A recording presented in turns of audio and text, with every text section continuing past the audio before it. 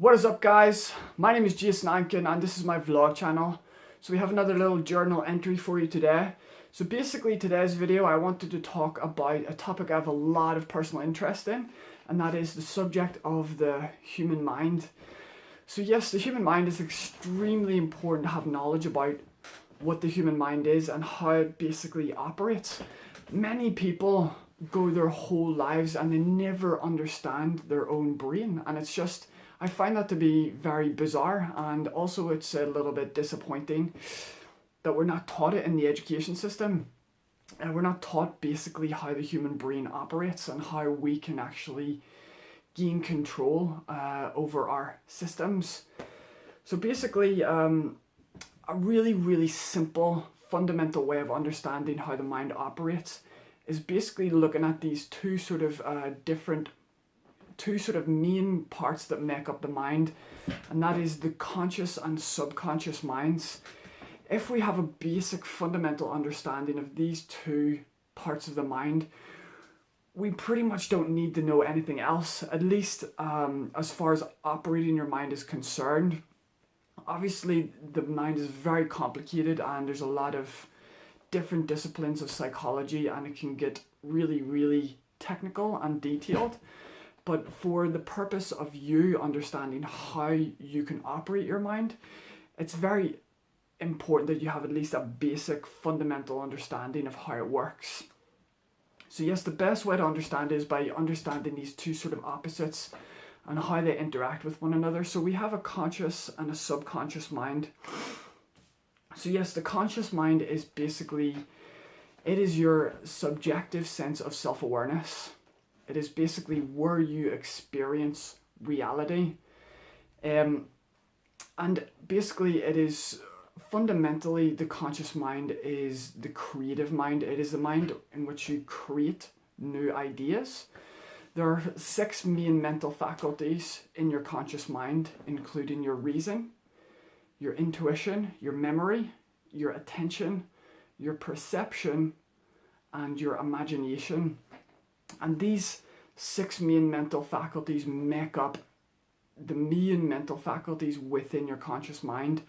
And ultimately, all 6 of these mental faculties are to help you basically. They're like tools that you can use to basically essentially achieve your goals. What you will notice is that the conscious mind is basically, all of these 6 mental faculties are essentially used for the same function, and that is setting long-term projections into the future. This is referred to in psychology or philosophy as teleology. Teleology is basically, it is having the end in mind. So it's basically deciding what the outcome is of an activity that you're going to do in advance. And basically everything that you do on a day-to-day basis has teleology. From the moment you wake up to the moment you go to sleep, you're always projecting just out in front of you, and it's basically these 6 mental faculties that you use to basically solve all of the potential problems that come your way when you're trying to move your way through life. So yes, the conscious mind is a creative mind. It's your sense of self-awareness.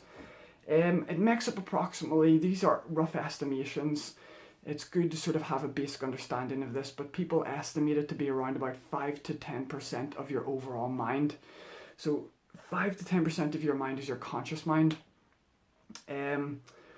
Estimations of this will vary, so they will.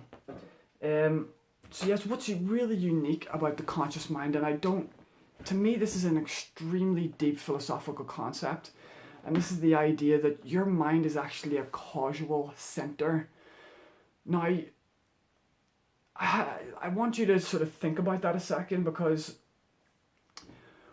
we live in a whole universe of effects, okay? So the whole universe, basically, what we're witnessing, what we're experiencing, these are all effects from an original cause, okay? Now, we have seemingly developed over many thousands of years the ability to create ideas in our imagination. So we've actually evolved a capability of creating a new cause. So in many respects, we have almost a godlike ability to basically generate something new and creative. And proof of this is just by looking around the world.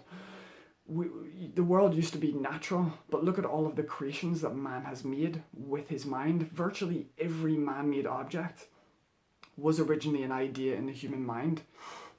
So the fact that the human mind is a causal center is an extremely profound and extremely deep philosophical concept that it's to me, it's one of the most important ideas that I've ever discovered.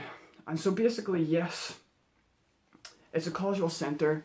So it's, like I said, it's teleological. It's we basically formulate projections into the future. And obviously in the ancient past, this was due to our necessity for hunting. So we would literally formulate a goal. We're going out to like hunt or gather, and basically essentially the animals, our ancestors who were the most successful at formulating these sort of visions and goals, were the most successful and most likely to be successful at sort of hunting and surviving and stuff like this. So you see, all of these 6 mental faculties that I originally mentioned, they all support the formulation of goals. Reason can be used to sort of come to decisions, come to judgments, formulate plans that take you towards your goal. Imagination can be used to visualize and see the goal itself.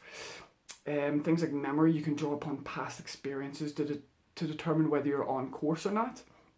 Intuition is all about your gut instinct, making rapid estimations and stuff like that, sort of as you're going towards your goal. Things like your attention and your own unique perception. So your perception is basically how you see things from your point of view, and your attention is your ability to focus and lock on to the end target.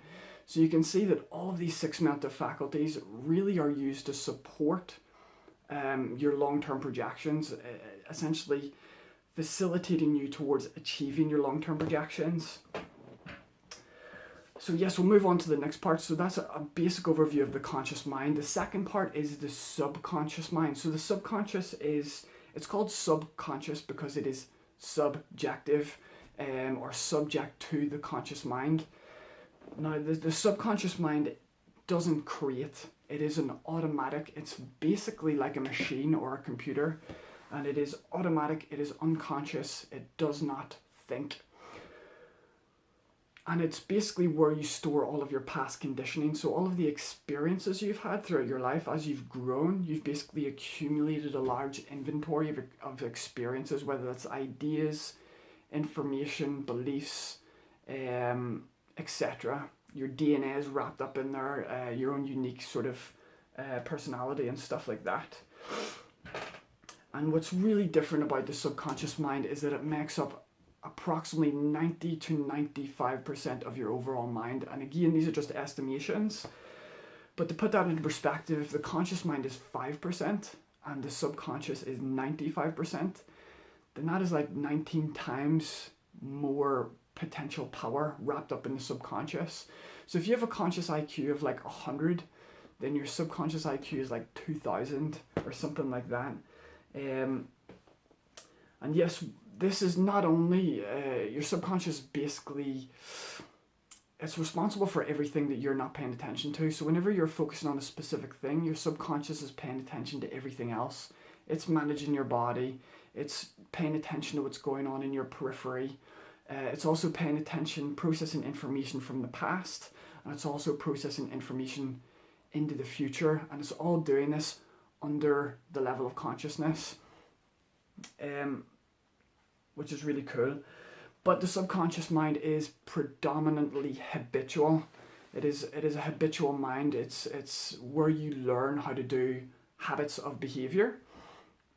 And basically, there's 2 main things that the subconscious is really used for, and one that is making your life better, and 2, it is basically keeping you safe. And these are the 2 main things that your subconscious really does overall. And what I mean by this is when you do something or you practice something over and over and over and over again, what will happen is your subconscious will adapt automatically, so you will learn. So when you do something, say you practice a skill, like I do martial arts, so I practice martial arts on Saturday. Over the last 2 days, in the background, my subconscious mind has been working out how to get better at martial arts under the surface. So when I go back into training, I'm a little bit more switched on. So that process happens under the surface unconsciously. And it's also there to keep you safe. So basically it's watching everything that's going on in your periphery when you're focused on a specific thing. And when danger comes into your life, it will reorientate your sort of attention to that dangerous thing. So for example, if you put your hand on something hot and you're not paying attention to it, your subconscious will pull the hand automatically away as an automatic response. So yes, the language of the subconscious is the subconscious only understands sensory information and emotional information. So it only understands the senses and it only understands emotions. So if you want to communicate to the subconscious, you have to communicate in the concept of sensory information and emotionality. So yes, so I'm going to move on to a little thing that I've nicknamed basically we're going to discuss how the conscious and subconscious minds work together. And I've basically used an analogy called the cruise ship analogy. So the cruise ship analogy is that there is a correspondence between a cruise ship and the human body. And what I mean by this is every single cruise ship has three things. The cruise ship has a captain, it has a crew, and it has a boat. Now, that's the sort of structure of every sort of main ship. And what you actually find is that the human body actually corresponds with this exactly. So for example, we have three parts. We have a conscious mind, we have a subconscious mind, and we also have a body. Now, each one of these corresponds with the other. So for example, the captain corresponds with the conscious mind. The crew corresponds with the subconscious, and the boat corresponds with the body. So you can see that if you look at your sort of body or your physiology from this perspective, you can almost get a gauge of how you should operate it. So the conscious mind is the captain, the subconscious is the crew, and the body is the boat. And basically the premise behind the captain is that the captain is meant to give orders to the crew, and then the crew runs the ship. So this is basically exactly the same as how your mind works. So basically your conscious mind gives clear, concise orders to the subconscious.